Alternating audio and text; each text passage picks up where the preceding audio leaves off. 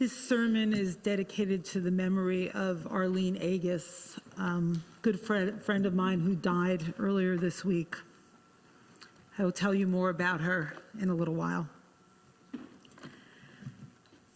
Do you ever feel like you're facing the same issues in your life again and again? I mean, maybe the same pattern in relationships or in your work life. You wake up to a new day, but instead of facing a new adventure, you're weighed down by the same old burden. You might call it neurosis. You might call it a repetition compulsion, or you might call it karma. But whatever we call it, many of us are stuck in repetitive patterns, sometimes to the point where we feel imprisoned. This is something I experienced in one very specific area of my life, not the only area of my life, but it started when I was a child. Okay, this is not therapy, but it started when I was a child, and my father was always suspicious of me, like I was always doing something wrong. So eventually, by the time I went to high school, I started doing things that were wrong because he was always suspicious of me. It kind of was like a self-fulfilling prophecy. I began to be really rebellious. Now, this was a girl going to yeshiva in Brooklyn, so don't get your hopes up, it wasn't that bad. Because, you know, girls were supposed to be innocent and obedient, but I did things like I cut school with my friends and I would get drunk.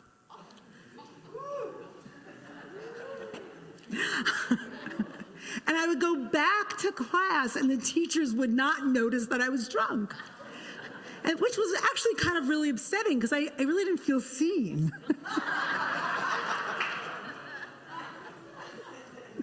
My parents eventually found out that I was cutting school, and they weren't happy about it in the least. They never found out about the drunkenness. Or to take another random example, I would skip synagogue and meet a friend to eat an entirely unkosher meal in the local diner on Yom Kippur. Thank you. Oh, the horrors. Again, my crime was not discovered, but I carried the guilt with me, as well as the constant fear that I would be found out. So much so that the sense of guilt and fear followed me into adulthood. So for example, now, if I'm driving on the highway and I see a police car in pursuit of somebody, I decide it's me, even if I'm not speeding. Or if something goes wrong at home or at work, I immediately feel guilty, even though I had nothing to do with the thing. So one day, about a year ago, the dynamic was reversed. I was walking along Broadway late afternoon on my way home from work, and I saw an elderly woman with a walker. She was kind of unsteady on her feet, and she was wrestling with this big, heavy door trying to get into a bank. I came up from behind her and held the door open for her so she could enter more easily. And she proceeded to go inside, never looking back to see who was opening the door for her, which was fine. And it just sent me into sort of, you know, a kind of musing about when you do something nice for somebody and you're seen, and that feels really good. And sometimes you're not seen, and that's okay too, but it feels different. So suddenly, as I'm walking along thinking about this, my doorman comes up and really sticks his face into mine and says, "I seen what you did." Now, Rafi is a very tall guy.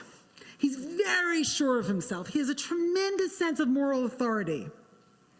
So as soon as I heard his words, the old fears came back. What did I do? Oh my God, what did he see? So he said, "I see what you did for that lady when you thought no one was looking. Some people," he continued, "only do nice things when people are looking, and some people do nice things even when they're not looking." So I wouldn't say I'm exactly healed in this area, but that incident did make a dent in the pattern, made me feel seen, known, understood, a radically different feeling than the old sense of fear and guilt. Okay, so wait, this is supposed to be a sermon, so let me talk a little bit about the Torah. I forgot. So we're back in the Joseph story and talk about neurotic patterns. In this Parsha, Miketz, the patterns become really obvious. As you may recall from last week's episode, Joseph was his father's favorite. And he was a tattletale, bringing bad reports of his brothers to his father, who gives him a coat of many colors to show that he loves his son Joseph more than any of his brothers. A horribly painful family dynamic.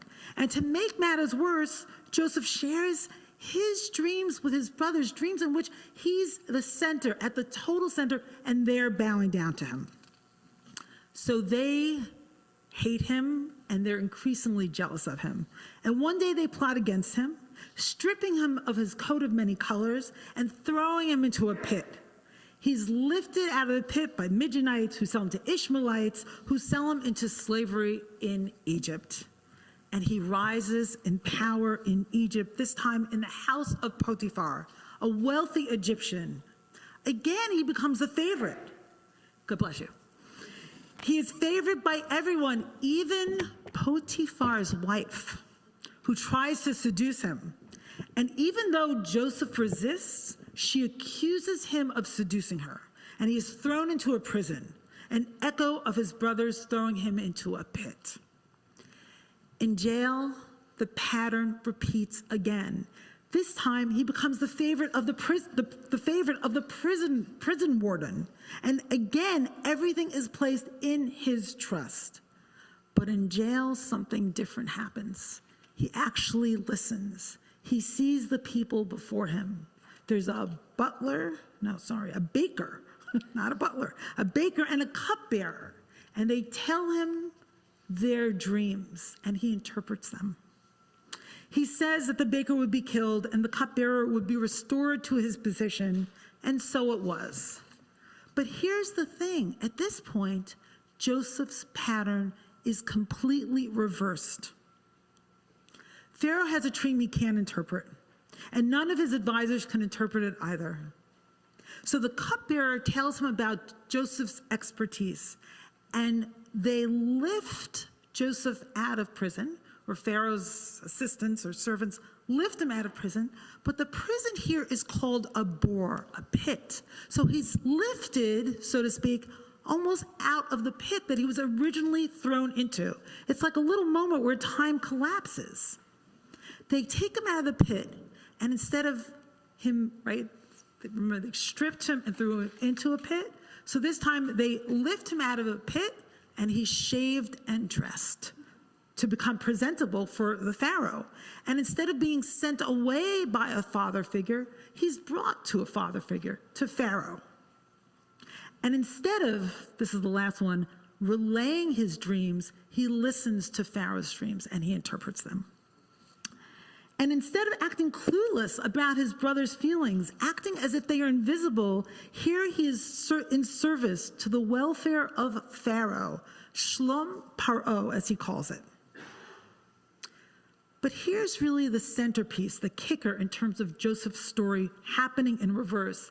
He says to Pharaoh, when Pharaoh asks him to interpret his dreams, he says, "Not I. God will answer what is for Pharaoh's welfare. Bil adai Elohim ya'aneh et shlom paro." So this kid, who was at the center, or thought he was, of everyone's universe, is saying, it's not about me. This is the complete opposite of who he was. Early on, he was a tattletale, he was the favorite, he relayed his dreams, and it seemed like the most important thing to him was to be the center of everyone's world. But he finally understands it's not about him. It's not about being the favorite. It's not about being the best. It's not about being the most powerful. He understands that it's about being in service. He understands that it's about serving the welfare of others, being a vessel for the divine. His focus has shifted from himself outward. So in that way, And, if you read on in the Torah, you see his karma is really not worked out at all. I mean, there's still, a lot for him to do with his brothers. But he's worked out this peace, right? This peace of being completely self-centered and serving only himself. So what does it take to be released from our patterns?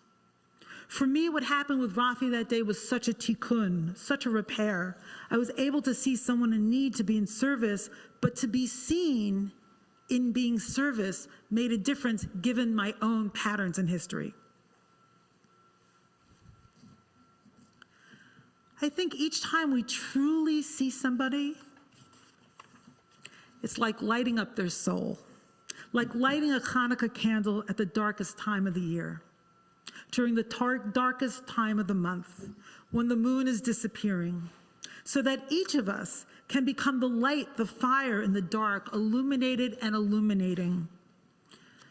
To go back to the beginning, my friend Arlene Agus died suddenly earlier this week, probably of a heart attack, or maybe it was a stroke. She died alone. And she wasn't always fully seen in this world.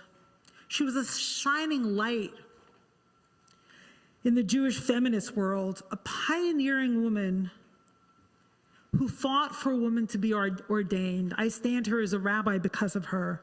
And she also reinvented the holiday of Rosh Chodesh, the holiday of the new moon, or the new month, for women, and women have been celebrating that, Jewish women all over the world, because of her. So I want to take this moment to recognize her. Her brilliant light was not always seen for what it was, but she was an illuminated star who contributed so much to the Jewish world and lit up my own personal darkness so often. She lavished love and attention on her friends. She was an endless gift of light. On this third day of Hanukkah, this Shabbat Mevarchim, the Shabbat that heralds the new moon with its promise of light and rebirth, in this terrible darkness of the world that we live in, let us really see each other. Let us recognize each other. Let us help each other break out of our karmic prisons, neurotic patterns, psychological constraints. Let us illuminate the darkness of our world by illuminating one another, each of us a shining flame, together a brilliant, healing, endless, divine fire. May Arlene's soul rise up to the heavens and become the pure, brilliant light that it always was.